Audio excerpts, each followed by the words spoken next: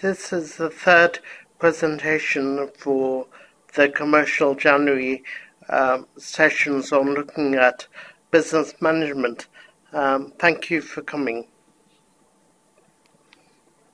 The big one is innovation, and many law firms claim to be interested in innovation. In fact, do use it as a marketing tactic. There is an issue about how much of it is put on to attract new clients and to attract new students to the law firms. For example, the top link is a search for tomorrow's lawyers.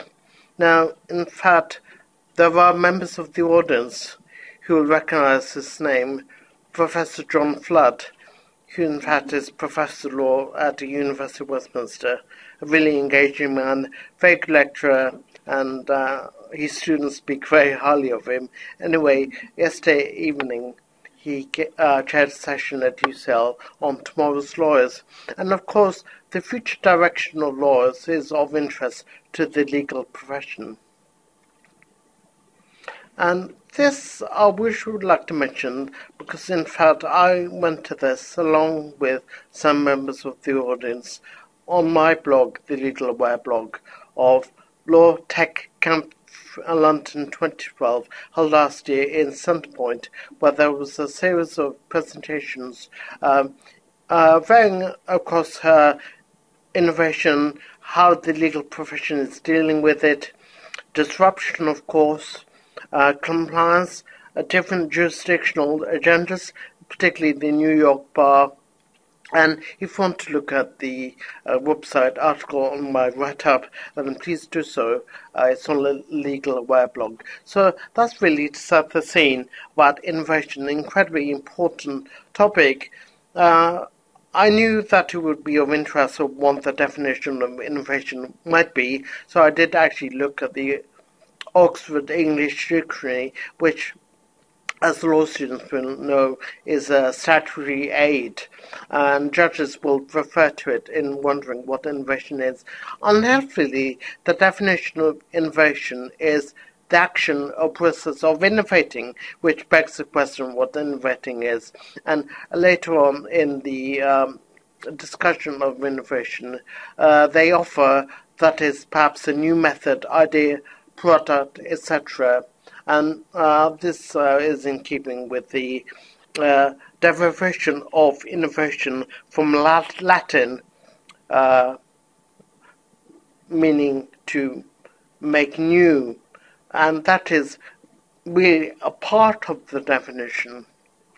But I don't feel it's all of it, and I'll try to explain why that is. So in the next 55 minutes or so, I will give you actually a very detailed look at innovation.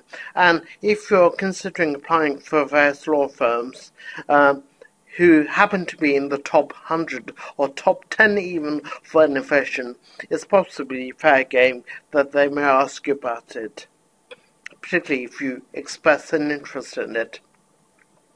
This workshop is being presented by Legal Aware, a group to promote commercial awareness and legal awareness at BPP Law School and Business School. This presentation is being made available on the internet via our YouTube channel, but of course you may follow discussions on our Legal Aware Twitter thread, and you'll find Professor Flood there if you're interested in innovation, and Stephen Mason, who's Professor of Strategy at the College of Law, whom I introduced last week. So that very much sets the scene. I know that you came last week, so I won't labour this point. Commercial January is a series of 4 workshops across January, really compressing my MBA into 1 month, so please bear with me.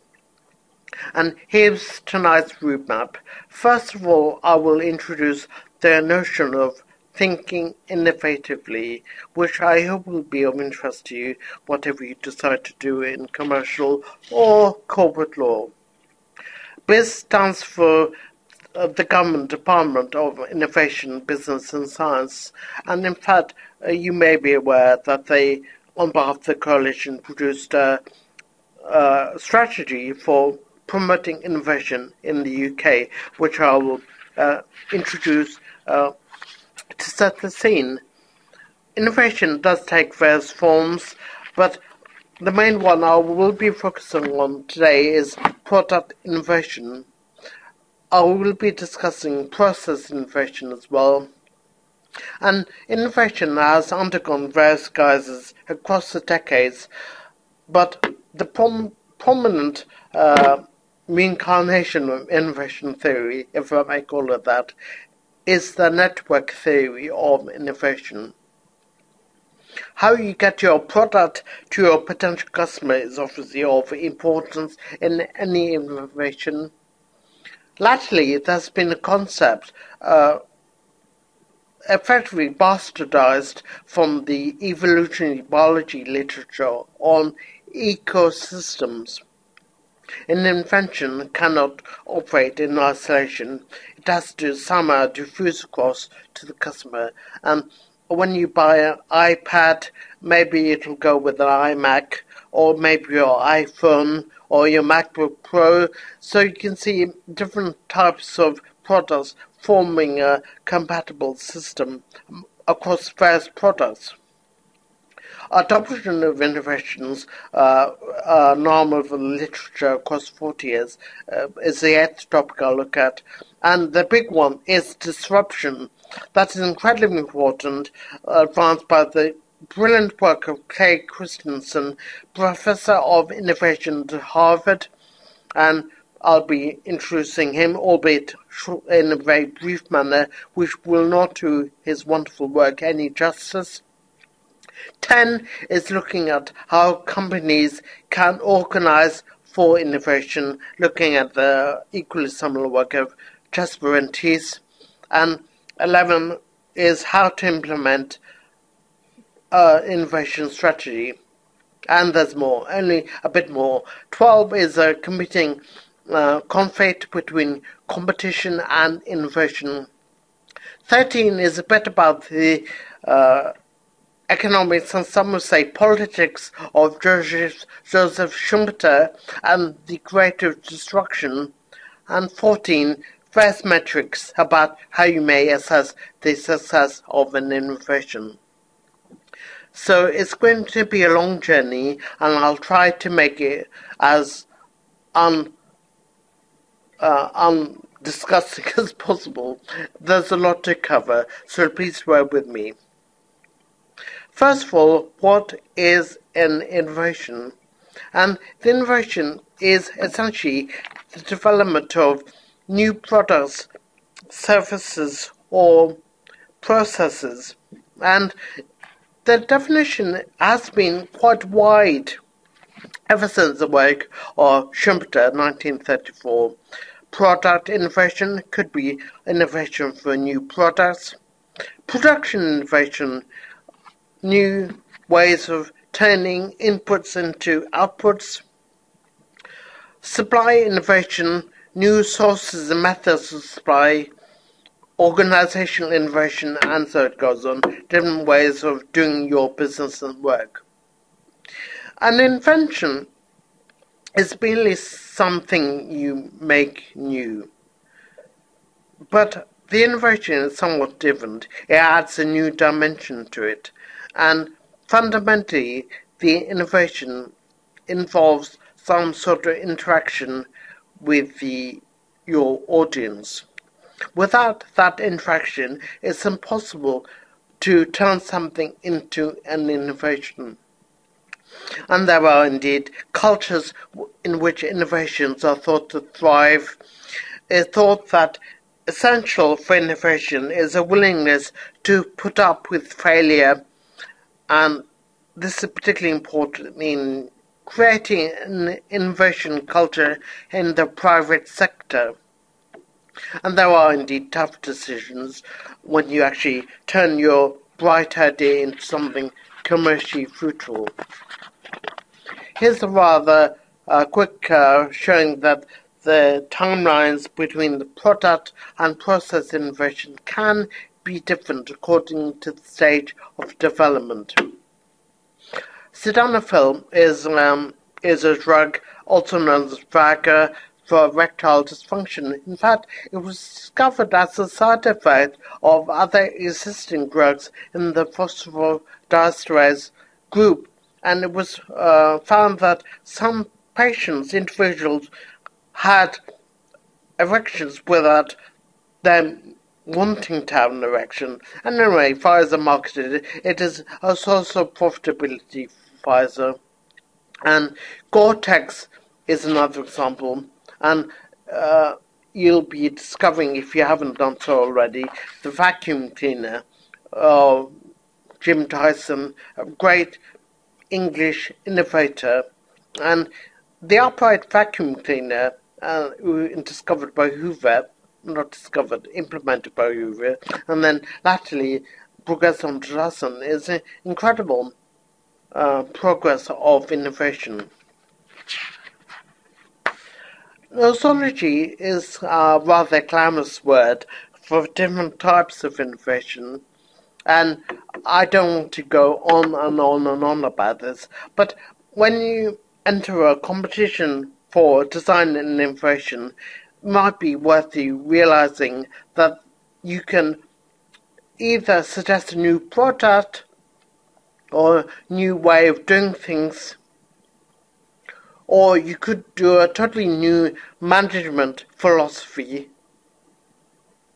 or that you could just go for completely interesting marketing innovation. For example, if you look at the Average website, you'll discover something called #LegalTrainee, and through quite an elegant Twitter campaign, they were able to manage face-to-face interaction with potential candidates who happen to use the #LegalTrainee.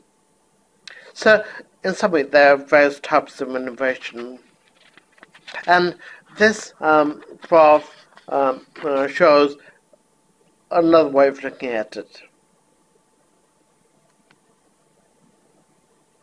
This rather simplistic table also creates some suggestions for where the innovation might have come from. There's no doubt that Steve Jobs was an incredibly innovative chief executive, rest in peace, but there are some things which I will discuss about how he managed to embrace technology with the music industry. It's quite innovative to think that you could engage people more with the music industry through having the iStore or having it through your iPad 3. The meeting of innovation through technology and music is quite an interesting new way of doing something. And here indeed are other examples of particular philosophies of different organizations, well-known corporates. Now, this scary graph is just to introduce the idea of an innovative cluster that you can see, according to different states in the United States, they have certain centers of expertise, and you remember last week's eulogy over Professor Michael Porter, who's headed Harvard. Cluster is a geographical concentration of interconnected firms and supporting organizations. And that's a notion that's become very popular amongst the current government, and not just blaming them, across the world. And so there are various forms of definitions of innovation, and here are three of them, which I won't read out to you as usual. The middle one is the big one of successful exploitation of ideas, and latterly been in the new white paper from Her Majesty's government.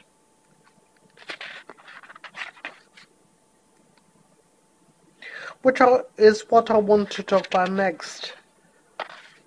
The demand for business innovation skills headed up by David Willetts and Vince Cable of the Conservative and Lib Dem parties, respectively, sets out the agenda for innovation, which applies to law firms as well as their clients. They introduce the idea of the global context in which the UK strategy must somehow slot in. They come up with the idea of catalyst catapults, but actually you'll recognize as more clusters for commercializing innovations, as indeed I introduced through the work of Michael Porter.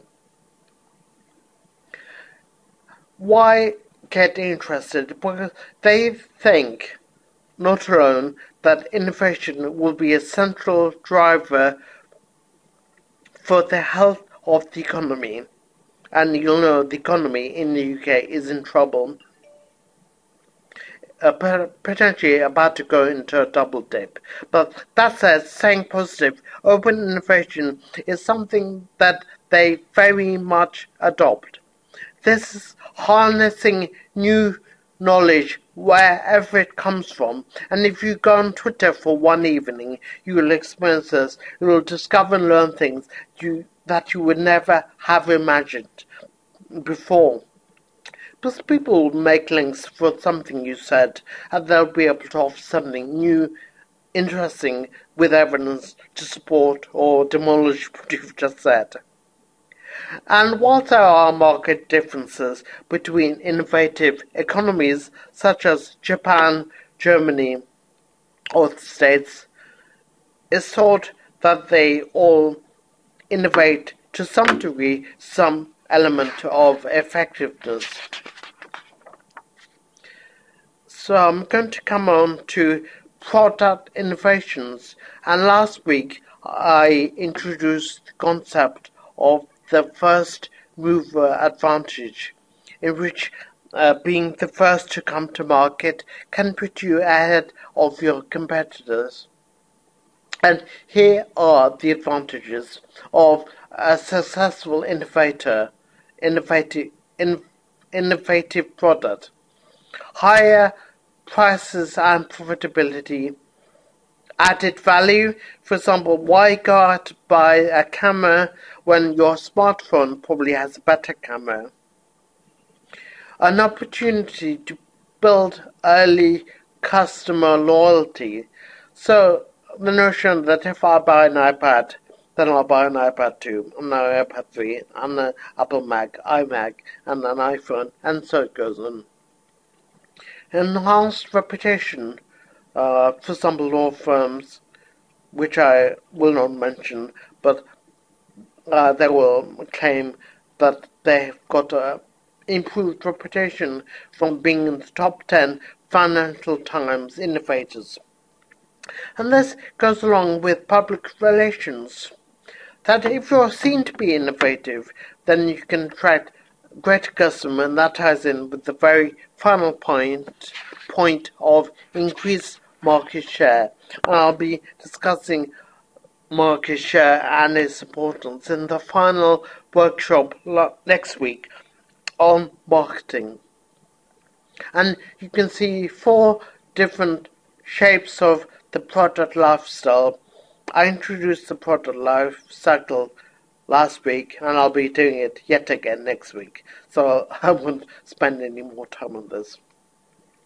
So thanks for bearing with me so far. I hope it hasn't been too boring. This is in fact a very exciting topic, and I'm going to come on to now process innovation. And this is very much to do with finding better or more efficient ways of producing existing products or delivering existing products. And that there are a number of putative advantages, such as reduced costs, improved quality, better customer service. Now, that's a two-edged sword. You notice through Twitter that people are very aggressive to complain, my ex-broadband is crap. What are you going to do about it? And some guy then on Twitter will say, I'm sorry to hear about this, or we'll be quite careful to make sure your broadband is working in the morning. You'll appreciate that Starbucks experienced quite a big backlash over their tax investment schemes, such that David Cameron in Davos this morning required corporates to wake up and smell the coffee, possibly alluding to Starbucks and the way it had interacted with its potential target audience through Twitter and other mechanisms. Possible drawbacks include loss of jobs. Automation is an incredibly important subject in process and operations management in your MBA and beyond. How much work is outsourced? I've introduced that topic already. And the need for retraining of current employees. It could be that some of them, I say that rather rudely, but I don't mean to be. Some are more mature, and they may need to be brought more up to date in new technologies or new ways of doing things. And that can't be that easy sometimes. So here's the big one, networks. But in a sense, Gestalt psychology in Germany is the idea that we are not just the sum of our constituent parts. The whole is much bigger than the bits. And you'll see that in social networks, where in fact BPP's strength is much more substantial than the CEO with its chief financial officer, with its lecturers and students. The makeup of the whole is much more significant than the parts. And in any network, there are actors. These are individuals who are members of the network, like me or you. Links, the relationship between people within the network. Flows, which are the exchange of information between people in the network. And mechanisms, the modes of interaction.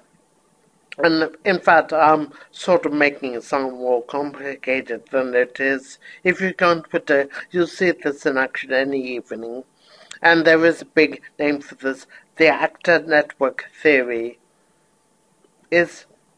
involves who joins the networks, who rejects the networks, and it's quite complicated, but this whole theory has come from different other social constructs, including social constructivism and network analysis from the computing literature.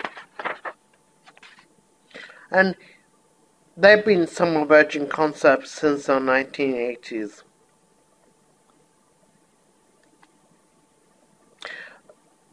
Whilst I focus on network models, there has been a gradual evolution in the chronology of innovation management. And you'll see from this rather complicated table that the overall drift has been from a linear relationship between the customer and the supplier and a more interactive arrangement where we all have some part to play as part of a bigger network. And that's another way of saying the same thing. Some networks are obviously quite complicated. Here's one looking at the focal network of Philips and Siemens. And here's one on Formula One. And obviously people like to have complicated names for things. Diversity, whether there are people of different race, disability in your network. Openness, the degree to which people can come in and join your network. Stability, that speaks for itself. Size, density, reachability. And you see there in some ways of measuring the future of each network.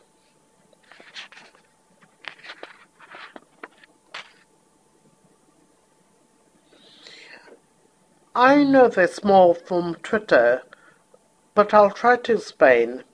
Some people in Twitter form microcosms of people they always talk to. They form cliques. It's very difficult to break into their clique. So, in fact, I don't bother. But that said, the nature of ties is interesting. Why bother having lots of weak ties? Well, actually, you're more likely to come across a new way of doing things by making a link between, say, cooking and engineering, if different people from different specialties talk to each other. On the other hand, if you have a dense network of strong ties, then so-called experts in the field can really reinforce that sense of identity and the way in which they wish to advance the field. And you'll see that also on Twitter. There are simply gaps of people in a Twitter network. For example, you may choose never to follow anyone from UK Radio 1. And so you will have no input about Radio 1 into your network. And so it goes on. There are different types of people in a network, and some were all born equal, some more equal than others. There are stars, some people who are very highly prized within a particular network, and it would be invidious for me to identify them. Isolates, people who are very much keeping themselves to themselves, don't give a monkeys about how many followers they have or whether they have 3 followers, tweet once every 4 months. Maybe these are the equivalent of isolates.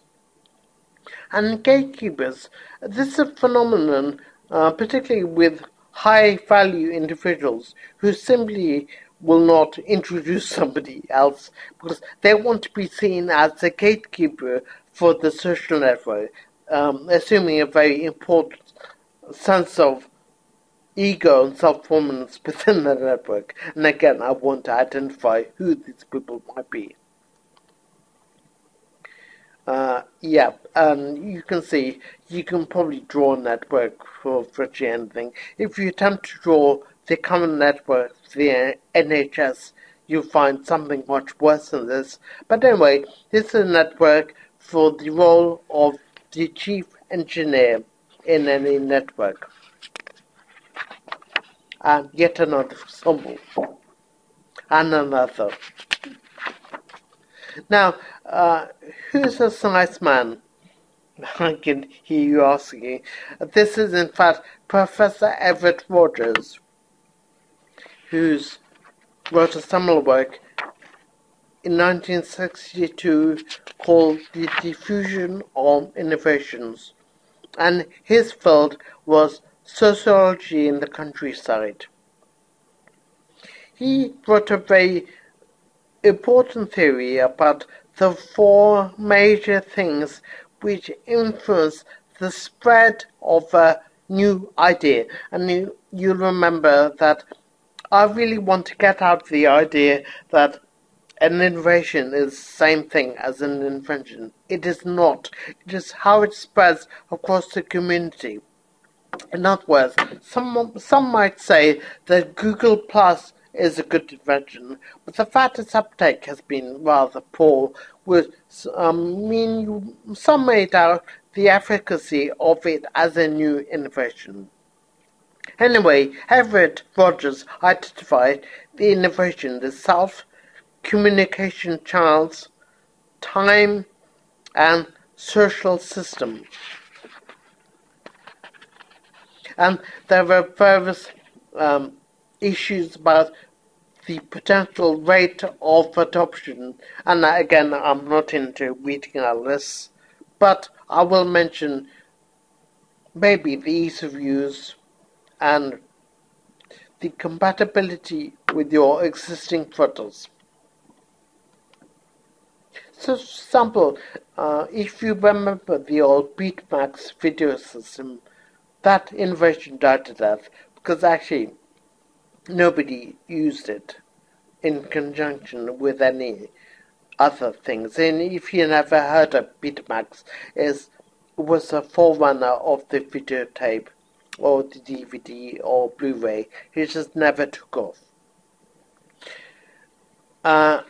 So products diffuse across the entirety of the population, and I really have no interest in explaining this graph.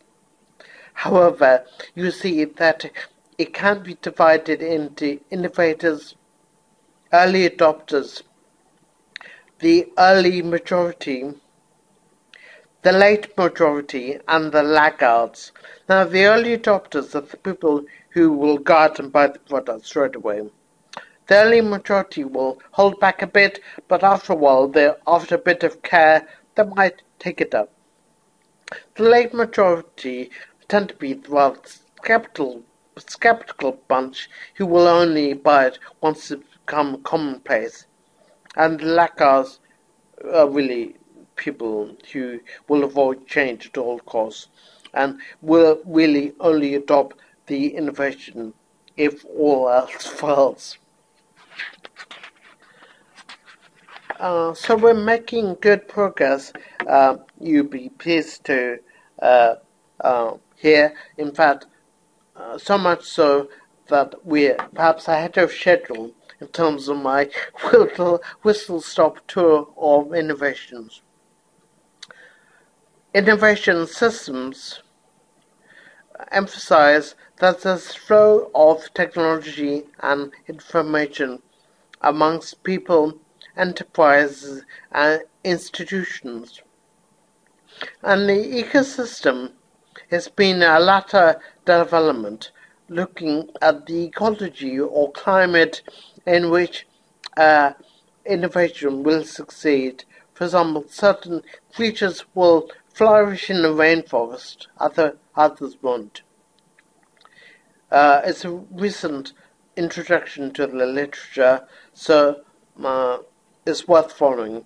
And in fact, in this review by Art Markman, a 2012 Harvard Business Review, he envisages there are three major ways of producing a successful innovation ecosystem. Firstly, get the right people involved. And I didn't mention that there are some people on Twitter who are very good at squashing, throttling, strangling any ideas. So it's a good idea not to get them involved in your network. Cultivate the network. This is finding ways in which you can introduce people to other people who might be able to inspire each other. Now, it's a rather crass example, but Steve Jobs had the idea, later emulating Google, that employees would have a communal toilet area so that men who went to the toilet could find it easy to discuss certain brand new ideas in an informal pace. So it's all about breaking down boundaries in the structure of an organization which might impede or stop the progress of an innovative idea. And this is something to be aware of. Apple and Google have this sort of culture. Edison drinks do in Cambridge. Some organizations simply do not have this culture. And of course, educating others is becoming increasingly interesting that the future of any business or profession is how well you cultivate the leaders of tomorrow. I know that this is of interest to Professors Stephen Mason and John Flood, who are concerned about where the next brains are coming from, and their collaborators. for example, the University of Michigan, who are the sort of bright people who are going to take the field forward, hence John's Twitter tag last night of tomorrow's leaders. I've already mentioned the idea of ties between agents in an ecosystem, and you can write books literally on the significance of strong ties and weak ties. Some would say the Japanese economy is in even bigger shock than ours is, which is quite impressive really. They have more of a problem with the aging population, some feel. They also have a problem with low growth. And yet, Japan has engineered what could be described as nothing short of an economic miracle through the wonderful work of METI. METI is the Ministry of Economy, Transport and Industry. And again, they've been fostering the cluster catalyst approach for having hubs where research, development and innovation can be strategic priorities of the Japanese government, as well as industry, as well as research. And it's been a phenomenal achievement for them to have put aside 4%. That's a lot of their GDP into research. Again, it's all about culturing or producing a safe culture for innovation to take place. So this new topic number 8 is unfortunately worth labouring a bit. But it's all pretty obvious, you'll be happy to hear. Some innovations diffuse more quickly than others. Some are more easily adopted than others. And ideally, an innovation should be something new. It shouldn't be a case of reinventing the wheel. So anyway, number 1 is perceived attributes of the innovation. Now, to give an example, I told you about the Betamax example, where you had to buy a Betamax machine and you only had to use Betamax tapes, and it really was not worth the effort. So that's why people above a certain age will never have heard of Betamax. So that's the first term, compatibility. If you have an innovation which is just really impossible to use, complexity, it'll never take off. Scalability, people will tend not to experiment with a new innovation if you're asked to produce an upfront payment of 50 quid by PayPal to give it a go. And that's just human nature. And if you try something and you like it, you're more likely to use it. And it does help if you observe somebody else to use an innovation and you like it. If you don't like it, then that probably will be enough to put you off using the innovation. So anyway, this is all pretty common sense. And manner of innovation presentation can matter, obviously. If you've got somebody with authority doing it, you're more likely to be convinced. If John Flood advocates innovation, it's going to be more impressive than if I advocate, for example. Communication channels, the use of the mass media. If I pay for 50 advertising slots on X Factor or Borgen or other Breaking Bad, it's more likely the innovation will take off. The nature of the social system, that's where in fact the idea of certain agents in the network, if they give it the thumbs up and people you respect, they happen to be very well respected in your network. If they like it, then it can make quite a big difference to the takeoff of an invention.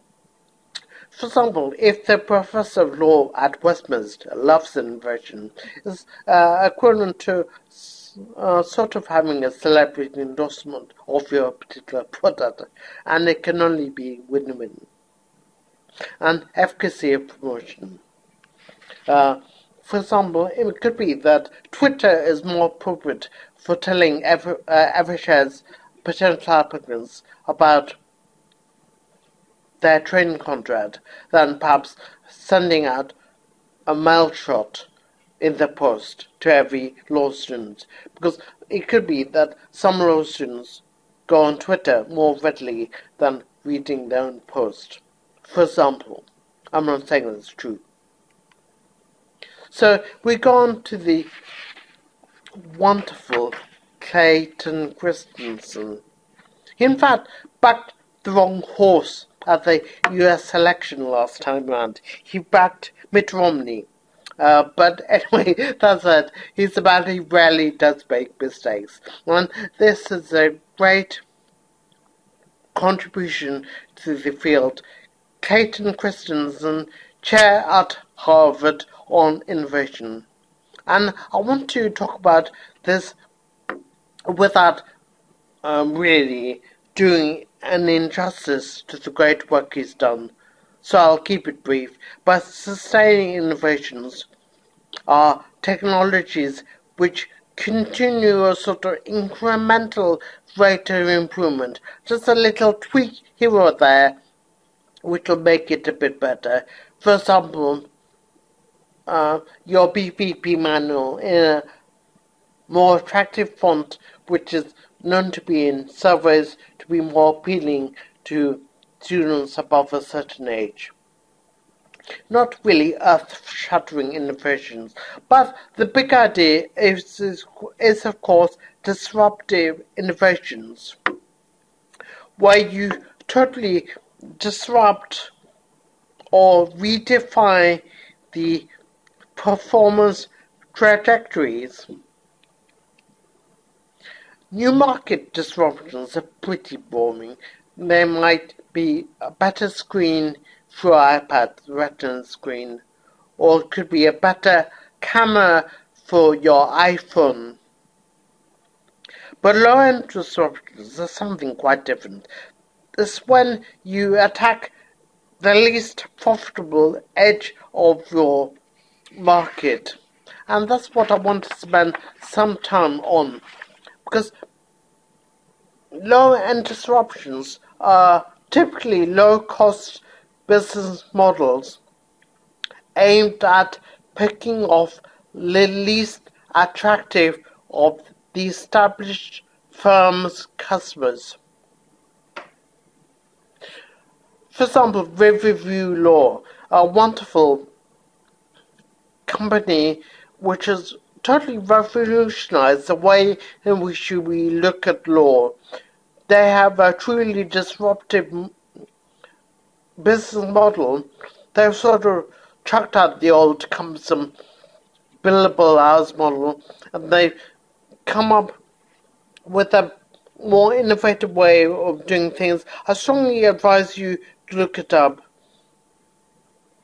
And again, Kay Christensen is the person who brought in language about this. In a review with Stadler in Harvard Business Review, he talks about creating systemic social change. He talks about meeting a need which maybe had been overserved in the past, such as legal services, but just going for a totally different approach for it. And offering products and services which are simpler to use, review, and less costly, again, review. So, review, in my opinion, serve to sweep up, as I'm sure you can tell. And they generate resources. They tend to be successful and generate success through more donations, grants, volunteer manpower, intellectual social capital, prizes, they become victims of their own success. But Clay Christensen is not the only one-man band in innovation. There is, of course, Chesbrough and Tees. There's been a lot of talk recently about the death of the high street, and I discussed this briefly last week, but it won't have escaped you that the internet and virtuality is a new way of doing things, whether this is buying a book or watching a film, Amazon or LoveFilm respectively. And there were quite lengthy debates about virtuality.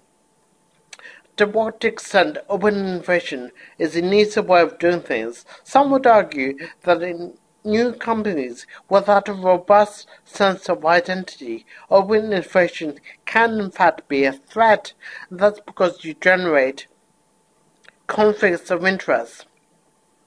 And in this interesting review, in Harvard Business Review, Chesbrough and Tees, they talk about the difference between autonomous and system innovations. Autonomous are standalone innovations, like a bigger engine for a car. You don't have to redesign the whole car, you just implement a better engine. Or system innovations, where you have to implement more than one thing, such as the Polaroid camera. The innovation for Polaroid, firstly, was a new process for film development in an instant, but you have to buy a Polaroid camera to have this Polaroid process. So that's an example of a system innovation. And it's really no use having a bright idea if you have no way of making it lift off at all. Airing is well known in the Harvard business community with Clay Christensen in innovation. And obviously investors are interested in innovation, but not if it exposes them to undue risk. Now, I've explained that there will be early adopters who will not take the risk and will just keep away. But if you happen to be an astute investor, you can get in there quick and make a killing. And that is indeed what Double Down is. The information here clearly points to a winning strategy with no obvious uncertainties, so you're advised to move quickly forward. Continue exploring. All the signs look positive, but there are still untested assumptions, so the user keeps experimenting. Adjust the game plan. Well, it could be alright. On the other, it might not be. So you might want to take another approach and change the approach until your experimentation works.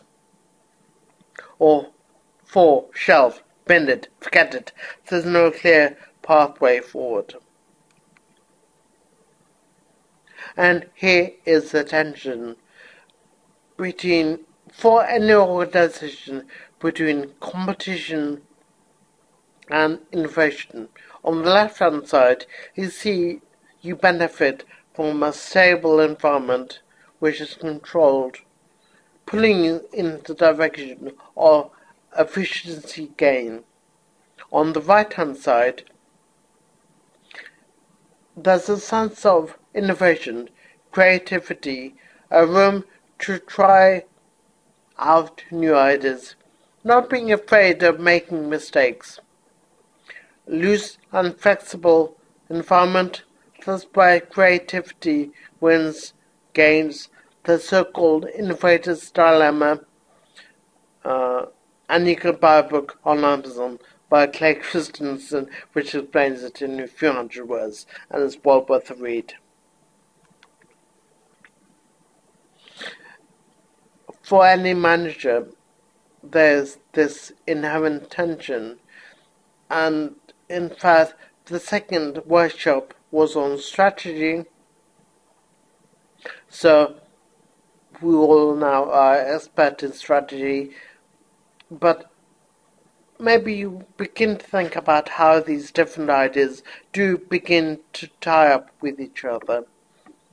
So any strategist has to think about competing tensions within any organization. And of course, where do these tensions come from? They come from the customers of your organization, law firms, the clients. What sort of clients? What do they want? As well as the principal stakeholders, the people working for your organization or working with your organization. Solicitors, on occasion, do have to work with barristers, so they may have competing conflicts in their process, and context is all important there. Yes, well, Schumpeter, where did it begin? 13, unlucky for some. Schumpeter is a great political philosopher of the 1930s. If you're interested in politics, there's a whole dimension to his work which would be totally inappropriate to bring up here. But it's the idea that creative destruction is linked to capitalism. It is what capitalism consists in, and what every capitalist concern has got to live on. Dinosaurs no longer occupy the planet. There's a question how they died out, but with any economy, things move forwards. And Apple is a good example of that, where they have merged. How did Apple survive? Well, if it had solely existed in the computer market, may not have achieved the success it has, and obviously the business model of Apple is far from safe anyway, but I think Rory Cellan-Jones, the BBC innovation expert, nicely in his obituary for Steve Jobs, argued that where Steve Jobs had been successful was to merge two quite disparate fields, technology and entertainment. In other words, instead of going to a shop and buying an album on vinyl, it's now the case you can go on iTunes and compile your own album from select tracks, and you can store it on your solid state computer, and it's an entirely different way of doing something. Instead of having your antiquated vinyl 12-inch LPs, which really are of a bygone era. And here is the great man. And Apple, it's been considered, has been the winner, but the music industry maybe has been the loser. In 1999, sales of recorded music were estimated at £44 billion. But today it has probably estimated at about a third of that. And creative destruction is all inherently about where does the money come from. And it used to be the case that people used to think that old incumbents, big corporates, were the only ones who could create the creative destruction, pardon the pun. But that is no longer true. Startup companies have the ability to attract venture angels, capital investment, venture capitalists, and they can produce the money needed to produce Joseph Schumpeter's creative destruction of capitalism? And how might investor ascertain the extent to which an innovation has succeeded? Well, here are the author's usual suspects: the financial criteria, whether it's making much money. Well, you can look at whether Facebook is making much money, or Spotify, or Twitter. That's for another day. Market criteria, the rate of adoption. For example, Facebook is adopted compared to Google+. This obviously has some relevance. If you're a sponsor wanting to sell advertising space, you might argue that you're better off with Facebook than you are with Google+. Technical criteria and process criteria are other ways of assessing the success of an innovation. And really, if you're inclined, you can spend a lot of time deconstructing the ideas of what a successful innovation is. So in summary, I've done an introduction to thinking innovatively. I hope it's been interesting. I've had to start with the government's strategy, unfortunately, or fortunately, which sets the context of this. Very interesting if you decide to read it. Product process innovations, the idea that you can't have an innovation in isolation. A big network is involved with diffusion across from the supply to the customer, and the idea of an ecosystem. Adoption is affected by many factors, and the way an innovation takes off can be sustainable or disruptive, and I've discussed that. Organizing for innovation, I didn't really talk about it, but it's really about how much money you want to put into it. And virtuality has been quite a big added new dimension to this debate. And, of course, 11 is how to implement a strategy. 12 is the competing conflict between competition and innovation. The 13 issue is about creative destruction. Well, of course, you could write an entire PhD on it if you want to, but it's only fair to do 2 minutes on it here. And 14, assessing the success of an innovation. If, for example, Riverview clean up and get a big market share through the novel way of doing things, then it will have been deemed a success. So thanks for coming.